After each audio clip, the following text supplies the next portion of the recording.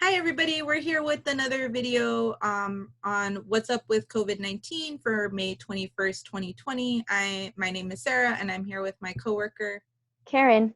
Hi. and we work for Building Skills Partnership, a nonprofit organization that functions as the training and education funds for SEIU USWW. Today we have some myths for you. We're going to go over 5 popular myths that are out there regarding COVID-19 and explain the actual answer or the science behind it. So let's go ahead and get started. Great. So the first myth that we have is to discuss diagnosis. And the myth is holding your breath for 10 seconds can tell you whether you have COVID-19 or not. So that is not true, like all of these are going to be since they're myths. Being able to hold your breath for 10 seconds or more without coughing or feeling discomfort does not mean you are free from COVID-19 or any other lung disease.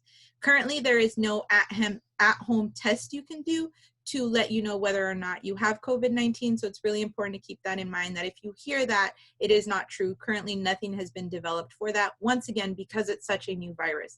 To know if you have COVID-19, you actually need to go get tested with someone that's actually handling those tests. So just kind of keep that in mind. So on to the next myth.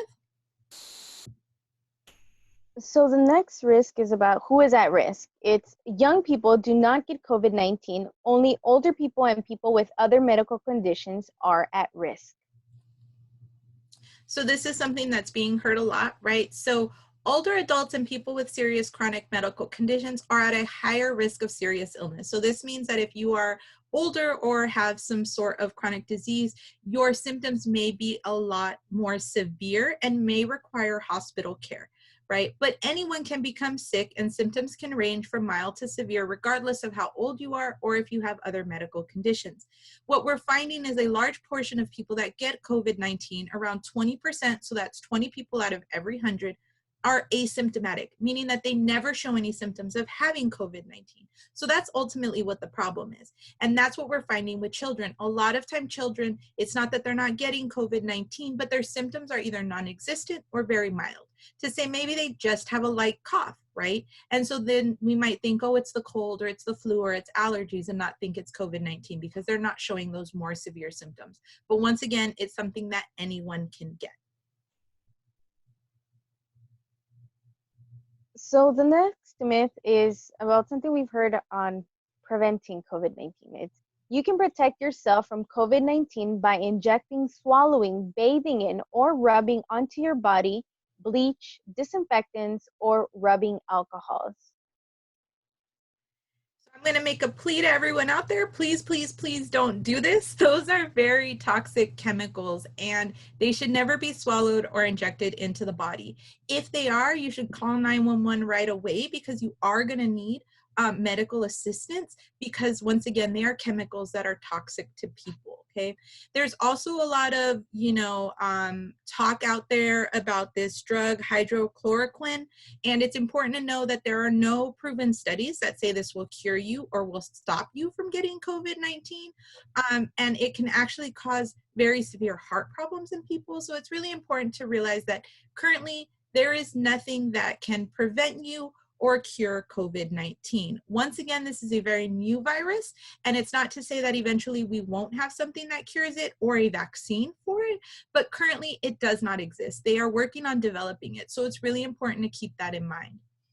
Also, it's important to never self-treat or prevent COVID-19 from rubbing or bathing in bleach, disinfectants, or rubbing alcohol anywhere on your body. So it's not just ingesting it, you also don't want to put it on your body because it can cause very dangerous health problems. And ultimately, if you ingest any of this, it could kill you. So please, please, please don't think that that's a way to kind of, solve this current virus.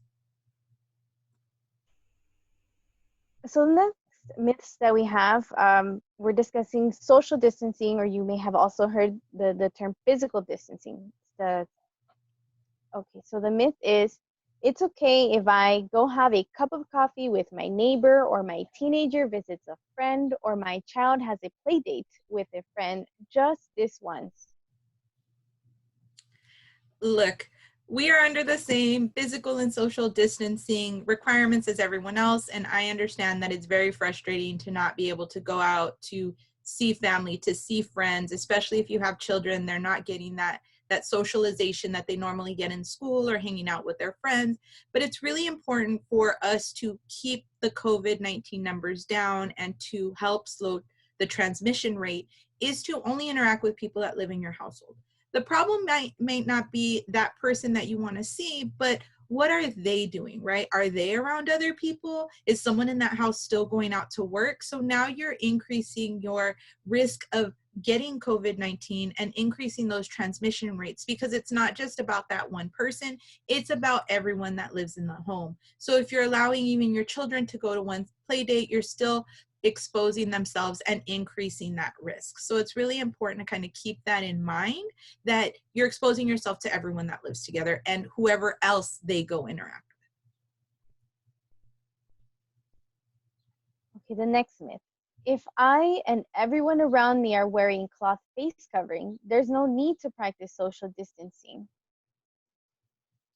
So cloth face coverings are not a replacement for social distancing. Whenever you are outside of your home or around anyone outside of your immediate household circle, you should stay at least 6 feet away.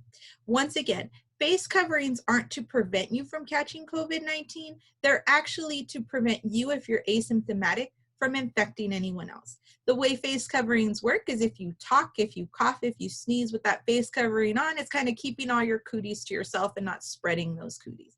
When we talk, we don't realize that there are respiratory droplets that we're kind of spitting out. The thing is that they're so microscopic you don't see them. So imagine a spray bottle, right? It kind of sprays when you're talking. So it's also really important to keep in mind that if you're wearing a face covering, don't take it off to talk to people, to sneeze, or to cough, because now those infected particles, if you happen to be asymptomatic, are being spread into the air. So they can land on somebody, someone can breathe them in, and now we're increasing the rate of transmission.